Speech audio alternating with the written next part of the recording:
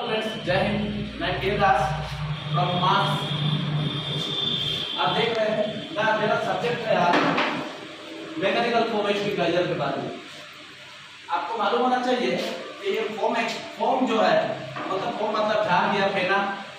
आप लोग बहुत अच्छी तरह जानते हैं कि फोम को एक्सटिंग्विशिंग के लिए बहुत ज़्यादा इस्तेमाल करते हैं। जैसे रिफाइनरी, केमिकल इंडस्ट्री और बहुत सारे फर्टिलाइजर कंपनी जो है वो फोम को बहुत ज़्यादा इस्तेमाल करते हैं। और फोम को एक्सटिंग्विशर के भीतर भी इस्तेमाल कर सकते हैं भर के, और भी बहुत सारे जरिया है मतलब मीडियम है जो फोम को जिस तरह उसके भीतर भर के इस्तेमाल करने के लिए। जैसे foam making generator, foam making branch की सहायता से, फोम रोबोटिक फोम सिस्टम की सहायता से, और फोम सप्रेसर सिस्टम मतलब जो कि फिक्स फायर इंस्टॉलेशन का एक पार्ट है।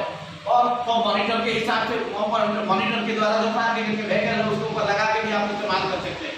तो मतलब फोम कहने का मतलब जो फोम के द्वारा आग बुझाने का जो मेथड है उसको अप्लाई करने के लिए बहुत सारे तरीके भी हैं। और ये फोम दो तरह के हैं जो कि एक्सटिंग्विशिंग पर्पस के लिए इस्तेमाल करते हैं। कौन कौन सा? एक केमिकल फोम और एक मैकेनिकल फोम। केमिकल फोम वो फोम एक्सटिंग्विशर होते हैं जो पहले आज से 20-30 साल पहले इस्तेमाल करते थे और पानी में भी इस्तेमाल करते थे और बहुत सारे इंडस्ट्री में जिसमें टी टाइप हैंडल पाए जाते थे, टी टाइप हैंडल। लेकिन मैकेनिकल फोम ये दो टाइप के जो मॉडल में दिख पाए जाते हैं। कौन कौन सा? जैसे नंबर 1 स्टोर प्रेशर मॉडल जो मेरे पास आप देख रहे हैं ये भी मैकेनिकल फोम है। शायद आप देख रहे होंगे ये जो लिखा है ये मैकेनिकल फोम है। तो ये अभी जो एज है मतलब अभी मॉडर्न युग में जो है हम लोग आग बुझाने के लिए मैकेनिकल फोम इस्तेमाल करते हैं। साथ साथ मैं जानकारी के लिए ये भी बता दूं कि मैकेनिकल फोम भी कई तरह के होते हैं। जैसे protein foam, number 2 fluoroprotein foam, number 3 aqueous film forming foam जिसको हम एटीपीएफ के नाम से जानते हैं, और फिर उसके बाद हाई एक्सपेंशन फोम, और number 5 the last one is alcohol resistant foam. इनमें से इन पांचों में से सबसे ज्यादा इस्तेमाल होता है एक्वस फिल्म फॉर्मिंग फोम। बहुत सारे इंडस्ट्री, रिफाइनरी ये फोम इस्तेमाल करते हैं और बाकी जगह के जरूरत के हिसाब से इस्तेमाल करते हैं। तो मैं अभी मोटे तौर पर आपको ज्यादा बात ना करते हुए मैं आपको बता दूं फोम से एक्सटिंग्विशिंग करने का जो मेथड है इसे कहते हैं स्मोदरिंग या ब्लैंकेटिंग, मतलब I mean removal of oxygen. शायद आप समझ रहे होंगे, किसी को कोई डाउट तो नहीं है? नो। तो चलो आगे चले फिर अभी बात बोर्ड में देखें capacity of mechanical foam extinguisher. ये 9 लीटर और 50 लीटर में पाए जाते हैं क्योंकि लिक्विड है इसलिए लीटर में। अगर केजी में होता तो फिर वो गैस या पाउडर में हो, अगर पाउडर में होगा। नंबर 2 में है सुइटेबल, किस आपके लिए सुइटेबल? B1C classifier. आपने B2 पहले लिखा क्योंकि ये लिक्विड फायर मतलब B क्लास मतलब पेट्रोल, डीजल, फिनाइल, ईथर इस तरह के आग को बुझाने के लिए मास्टर है मैकेनिकल फोम। समझकर C क्लास मतलब कोई भी गैस फायर के लिए मतलब उसके लिए भी B एंड C क्लास है। क्या ये मैं आपसे पूछ रहा हूँ कि B एंड C होना चाहिए या B एंड A होना चाहिए? मैं आपसे पूछ रहा हूँ B एंड C होना चाहिए या B एंड A होना चाहिए? यही मैं पूछना चाह रहा था आपसे कि ये क्या होना चाहिए था? ये B एंड A। तो B मतलब लिक्विड फायर, जैसे petrol, diesel, phenyl, ether, kerosene इस तरह के आग बुझाने के लिए फोम को इस्तेमाल कर सकते हैं। क्यों? फोम ब्लैंकेटिंग तैयार कर सकते हैं, फोम ऊपर फ्लोट हो सकता है, बच सकता है फ्लामेबल लिक्विड के ऊपर या कंपासिबल लिक्विड के ऊपर। ये पर मतलब सॉलिड सब्सटेंस मतलब सॉलिड कार्बोनेशियस पार्टिकल जो मटेरियल है जैसे कागज, कपड़ा इस तरह के चीज को आग को बुझाने के लिए भी आप इसको इस्तेमाल कर सकते हैं। और फिर उसके बाद 3 नंबर में आप आइए। 3 नंबर में क्या लिखा मैंने? 3 नंबर में लिखा नॉट सुइटेबल फॉर। कहां के लिए इस्तेमाल नहीं करना, कहां के लिए ठीक नहीं रहेगा प्रयोग करना, मतलब class C, D and D। C मतलब गैस फायर के लिए सुइटेबल नहीं है, B फायर मतलब मेटल फायर के लिए मतलब कंपासिबल मेटल के लिए, E मतलब इलेक्ट्रिकल फायर के लिए आप इसको प्रयोग ना करना। समझ में आ रहा होगा? तो मैकेनिकल फोम मैं बोल रहा हूं तो उसको इन तीनों आग के ऊपर अप्लाई नहीं करना है। फिर उसके बाद 4 नंबर में आप समझ रहे होंगे made of extinguishing, mode of extinguishing.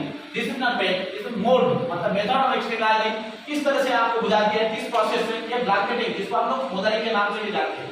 स्मोदरिंग मतलब तो मैंने साथ साथ ये भी लिख दिया आपको रिमूवल ऑफ O2 मतलब ऑक्सीजन। शायद आप समझ रहे होंगे। जैसे कूलिंग मतलब रिमूवल ऑफ हीट, ट्रांसलेशन मतलब रिमूवल ऑफ फ्यूल। तो इसी तरह रिमूवल ऑफ O2 को बोला जाता है स्मोदरिंग या ब्लैंकेटिंग। अभी आगे चल के आप 6 नंबर पे आइए क्वांटिटी ऑफ एटीपीएफ सॉल्यूशन। एटीपीएफ मतलब एक्वस फिल्म फॉर्मिंग एक्सटिंग्विशर में क्या क्या सॉल्यूशन मतलब उसमें कितने परसेंटेज जो है एटीपीएफ सॉल्यूशन भरे जाते हैं और उसमें वाटर कितने परसेंट होते हैं। सबसे पहले मैं आपको 5 नंबर में बता दूं वाटर का जो क्वांटिटी है वो 8.5 लीटर भरे जाते हैं मतलब 8.5 लीटर भरे जाते हैं। और एटीपीएफ का जो खास सॉल्यूशन है जो कि जिसकी वजह से वो फोम बनता है और वो है 0.5 लीटर मतलब हाफ लीटर। नेक्स्ट है एक्सपेलिंग एजेंट, गैस एजेंट, जिसके सहायता से ये गैस बाहर निकलती है।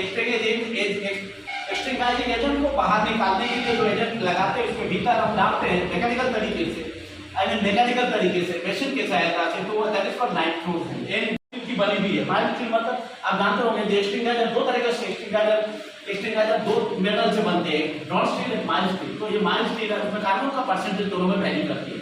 नेक्स्ट मैं आगे चल के बताऊंगा आपको क्या life of stored pressure extinguisher type mechanical foam extinguisher. इसका लाइफ जो है ये 10 इयर्स है। 10 इयर्स के बाद ये यूजलेस हो जाता है, मतलब फेंक दो। फिर उसके बाद 10 नंबर एपीटी मतलब हाइड्रोलिक प्रेशर टेस्ट, तो हर 3 साल के इंटरवल में कंप्लीट करवाया जाता है और उसके साथ डॉक्यूमेंट भी होना चाहिए, रिकॉर्ड भी होना चाहिए मेंटेन। फिर उसके बाद 11 नंबर में ड्यूरेशन ऑफ रिचार्जिंग, मतलब मैकेनिकल फोम एक्सटिंग्विशर को रिचार्ज कब करेंगे। अगर आप इस्तेमाल नहीं भी करते हो हर 2 साल के बाद इसको रिचार्ज करना है। फिर उसके बाद आगे चल के एटीपीएल इन्वेंटेड बाय, किसके द्वारा एटीपीएल सॉल्यूशन इन्वेंट मतलब इजाद किया गया था, आविष्कार किया गया था।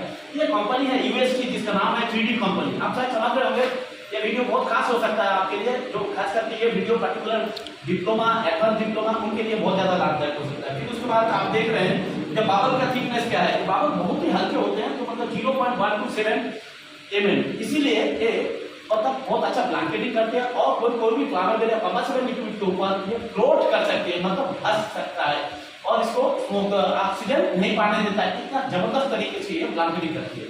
14 नंबर पॉइंट में आप देख रहे हैं एक्सपेंशन रेशियो ऑफ एटीपीएल, मतलब ये 10 टाइम्स मतलब 10 गुना बढ़ जाता है। एक्सपेंशन मतलब बढ़ना, वृद्धि पाना, मतलब ये बढ़ जाता है। लास्ट ऑफ ऑल 15 नंबर में आप देख रहे हैं टेम्परेचर, मतलब ideal temperature for mechanical foam extinguisher, मतलब इस एक्सटिंग्विशर को जहां आप रखोगे उस जगह में ये कितने टेम्परेचर में सुइटेबल होगा, मतलब इसको रखना है।